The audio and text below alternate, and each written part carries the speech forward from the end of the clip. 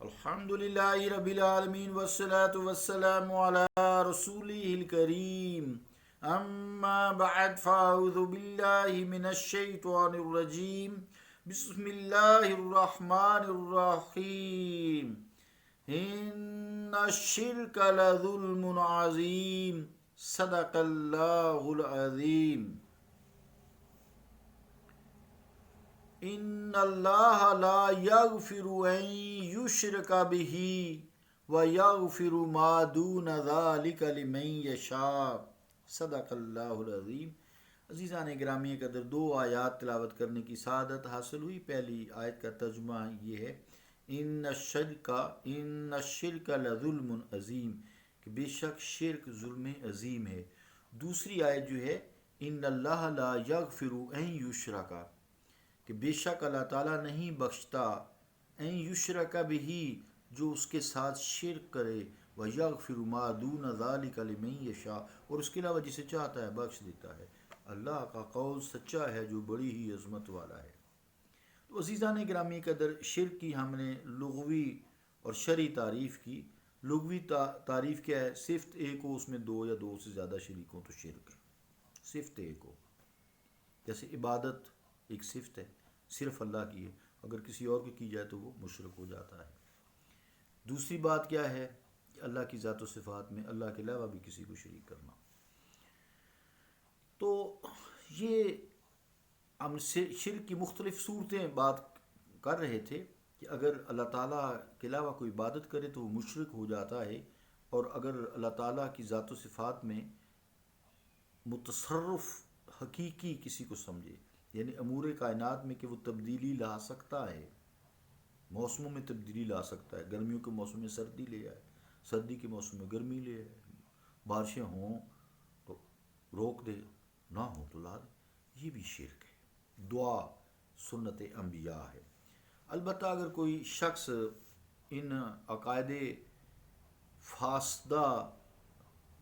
سے تعلق نہیں رکھتا اور نہ ہی اس کے یہ نظریات ہیں، مگر اس کے اعمال ایسے ہیں، اقوال ایسے ہیں، اس سے ایسے اعمال اور اقوال کا صدور ہوتا ہے جس سے شرک کا شبہ ہوتا ہے۔ جیسے قبرستان میں جب کوئی شخص دیکھتا ہے جس کا دل کمزور ہے، عقائد پختہ نہیں ہے، وہ ہاتھ اٹھائے ہوئے ہے، قبر پر کھڑا ہے، تو وہ دور سے کہتا ہے یہ دیکھو قبر والے سے مانگ رہا ہے، حالانکہ نہ اس نے اس کی آواز سنی ہے، نہ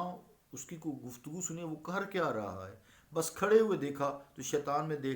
اس کے دل میں بات ڈال دیتا ہے کہ یہ دیکھو اس نے ہاتھ قبر کے سامنے اٹھائے ہوئے ہیں، یہ قبر والے سے مانگ رہا ہے، قبر والے کو پکار ہے۔ یقیناً قبر والے سے مانگنا اللہ سمجھ کے، یا قبر کو سجدہ کرنا، یا قبر کا طواف کرنا، یا قبر والے کو اللہ اسی طرح سمجھنا کہ یہ میرا حاجت روا ہے، وہ یقیناً شرک ہے، اس میں کوئی شک نہیں ہے۔ لیکن ایسے ہی دیکھتے ہوئے کہہ دینا، یعنی اس نے ایسے ہاتھ اٹھائے ہوئے ہیں تو پیچھے فتویٰ لگ گیا جی یہ تو مشرک ہے۔ ہاں، اگر وہ ہاتھ نہ اٹھائے، ویسے ہی قبر پہ کھڑا ہو، تو وہ اس کا عمل ایسا ہوگا جو شک والا نہیں ہوگا۔ ہاتھ باندھے گا بھی تب بھی پتہ نہیں سجدہ کر رہا ہے یا کیا کر رہا ہے، نماز پڑھ رہا ہے قبر پر، یہ بھی حرام ہے۔ تو اس طرح کے اعمال جس میں، یا اقوال یا گفتگو جس میں شائبہ شرک ہو، وہ بھی نہیں کرنے چاہیے، جبکہ وہ یہ ایسے نظریات نہ رکھتا ہو کہ اللہ کے علاوہ کسی کی عبادت نہ کرتا ہو، اللہ کی ذات و صفات میں کسی کو شریک نہ کرتا ہو، لیکن اس سے ایسے اعمال کا یا اقوال کا صدور ہو جاتا ہے، تو وہ مشرک تو نہیں ہوتا، لیکن دیکھنے والوں جن کے کچے کمزور عقیدے ہوتے ہیں، جن کا علم کم ہوتا ہے، جو جہالیت کی ابھی منازل طے کر رہے ہوتے ہیں، وہ ان پہ مشرک کا فتویٰ داغ دیتے ہیں، اگرچہ وہ شرک کی حقیقی تعریف میں داخل نہ ہونے کے سبب شرعی طور پر تو مشرک نہیں ہوگا، مگر اس کے لیے ایسے تمام اعمال و اقوال سے اجتناب ضروری ہے۔ خاص طور سے مدینہ شریف میں جائے نا تو حضور کریم علیہ الصلوۃ والسلام کے روضہ پاک پر وہ تھوڑی سی سختی کرتے ہیں، کچھ درستی کرتے ہیں، غلط نہیں کرتے، ان کے بھی ذہن میں آتا ہے کہ شاید حضور علیہ الصلوۃ والسلام کو اللہ سمجھ رہے ہیں، جیسے عیسائیوں نے حضرت عیسیٰ علیہ الصلوۃ والسلام کو اللہ سمجھ لیا تھا، اللہ کا بیٹا سمجھ لیا تھا۔ حضرت عزیر کو یہودیوں نے بیٹا سمجھ لیا تھا اور اللہ بھی سمجھتے تھے۔ تو اس لیے جو ایسے اعمال،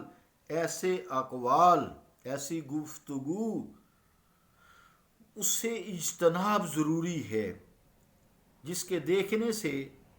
جس کے عمل کے دیکھنے سے یا قول کے سننے سے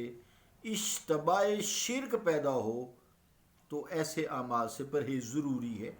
آپ ہاتھ نہ بھی باندھیں، ہاتھ نہ بھی اٹھائیں، وہ دعاؤں کو سنتا ہے، وہ تو دل کے اندر جو خواہش ابھی چٹکی لیتی ہے، خواہش ابھی زبان پر اظہار کے لیے تشریف ہی نہیں لاتی، عمل یا بات یا دعا، وہ سن لیتا ہے، وہ سنتا ہے سب کی دعا، چاہے آپ زبان نہ ہلائیں، ہاتھ تو دور کی بات ہے۔ تو اسی طرح مثال کے طور پر نیت جو ہے تعظیم اللہ کے سوا اگر کسی کے سامنے پیشانی رکھ دی جائے، یعنی اللہ نہ سمجھے اسے، عقیدتاً ادب کے ساتھ استاد صاحب کے سامنے ہاتھ چوم لیا جائے، تھوڑا سا جھک جایا جائے، تو وہ شرک نہیں ہوتا، نہ ہی سجدہ ہوتا ہے۔ سجدے کے لیے نیت کا ہونا ضروری ہے کہ میں سجدہ اور وہ ضروری نہیں ہے کہ اظہار بھی کرے، دل میں اتنی بات آ جائے کہ جس کے سامنے میں سر جھکا رہا ہوں یہ میرا رب ہے، یہ اسی طرح جیسے اللہ ہے، تو شرک تو ہو گیا، حالانکہ اس نے ایسا عمل بھی نہیں کیا۔ تو اس لیے اعمال کا دار و مدار نیتوں پر ہے، انما الاعمال بالنیات، اعمال کا بے شک دار و مدار نیتوں پر ہے۔ تو اس کے متعلق جو ہے یہی ہے کہ انسان کو کوشش کرنی چاہیے، ایسے اقوال سے پرہیز کرنا چاہیے۔ اس کو میں آہستہ آہستہ چلا رہا ہوں تاکہ ہم ایک بات تک پہنچ جائیں، تاکہ یہ جو فتویٰ باز ملاز ہیں نا، ان سے بچا جائے، ان سے بچا جائے، اور جو بہت زیادہ لغویات میں، عقیدت میں اس طرح بڑھ جاتے ہیں کہ دیکھنے والوں کے بھی عقائد خراب کرتے ہیں، ان سے بھی بچا جائے۔ صلی اللہ تعالیٰ علی رسول خیر خلقہ محمد وعلی آلہ وصحبہ اجمعین برحمتک یا ارحم الراحمین۔